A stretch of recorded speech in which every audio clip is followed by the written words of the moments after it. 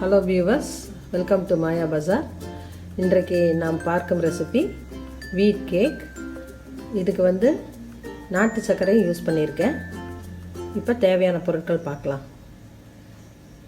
கோதுமை மாவு இந்த கப்பில் 3/4 கப் எடுத்திருக்கேன். சலிச்சு வச்சுருக்கேன். அதே அளவு நாட்டு சர்க்கரை வச்சுருக்கேன். அந்த கப்பில் 1 கப்பு வெண்ணெய் வச்சுருக்கேன். முட்டை 4 ஒயிட் எடுக்க போகிறேன், 2 எல்லோ எடுக்க போகிறேன். Baking soda 1/2 teaspoon, idli soda 2 pinch, vanilla essence. இப்போ செய்முறை பார்ப்போம். இப்போ 4 முட்டையிலிருந்து ஒயிட்டை மட்டும் எடுத்துருக்கேன். எடுத்து இதில் ஒரு 5 நிமிஷம் பீட் பண்ணணும். பீட்டர் இல்லாதவங்க மிக்சிலே அடிக்கலாம்.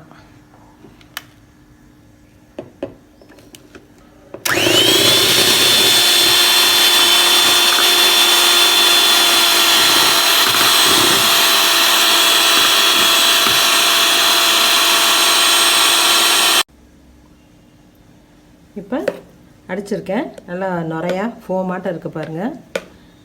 இப்படி ஒரு 5 நிமிஷம் விடாமல் அடிச்சிடணும். இப்போ இதில் நாட்டு சர்க்கரை சேர்க்குறேன். இதையும் ஒரு 2 நிமிஷம் அடிக்கணும்.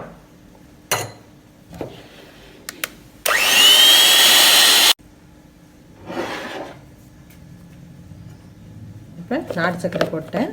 இப்போ வெண்ணெய் போடுறேன்.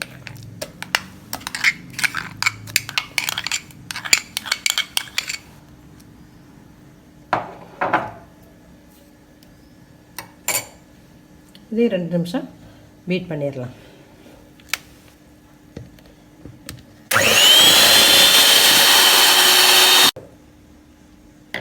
இப்போ வெண்ணெய் அடிச்சிட்டேன். மாவு பேக்கிங் சோடா 2ஐயும் போட்டு கலந்துருக்கேன். இப்போ இதையும் ஆட் பண்ணிக்கலாம். 2 தடவை சலிச்சுக்கிட்டேன் மாவை பேக்கிங் சோடாவோட. இப்போ இதை கையில் தான் கலக்கணும். ஒரு 3 மினிட்ஸ் கலக்குவோம். இப்போ பீட்டரில் அதுக்குண்டான பிளேடு போட்டு ஒரு 1 நிமிஷம் கலக்கணும்.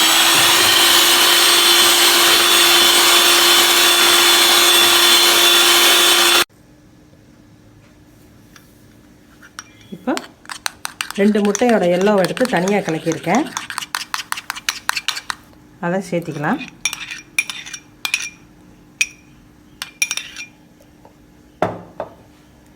Vanilla essence 3 drops.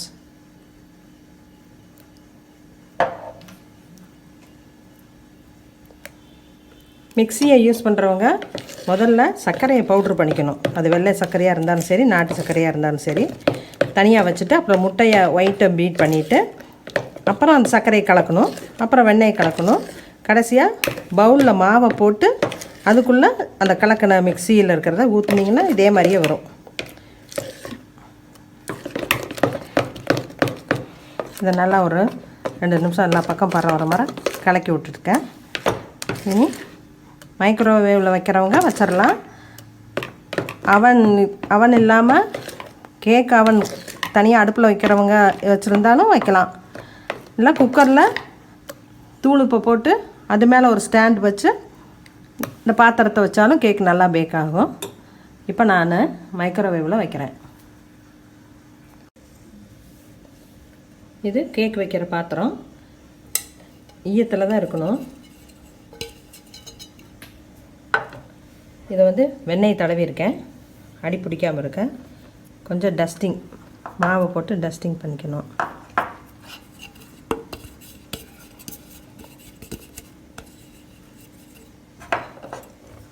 மைதா மாவும் போடலாம், இல்லாட்டி கோதுமை மாவும் போடலாம்.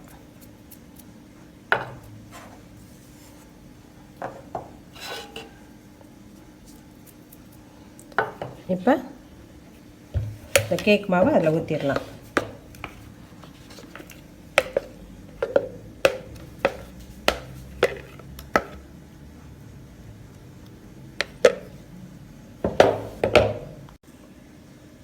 40 நிமிஷம் செட் பண்ணியிருக்கேன். 5 நிமிஷம் ப்ரீ ஹீட் பண்ணிட்டேன்.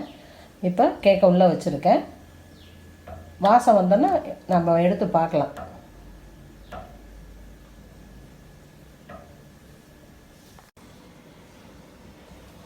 இப்போ 40 மினிட்ஸ் முடிஞ்சிருச்சு.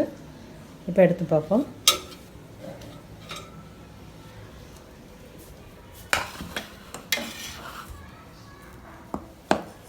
குத்தி பார்த்தா ஒட்டாமல் வரணும். ஒட்டலை. வீட் கேக் ரெடி ஆயிடுச்சு.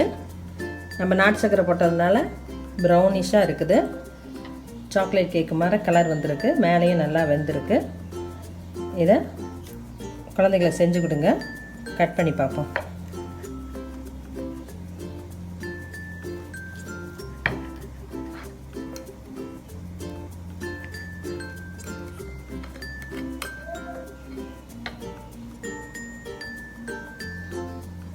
நல்லா வந்திருக்கு. சாப்பிட்டு எப்படி இருக்குன்னு சொல்லுங்கள். தேங்க்யூ.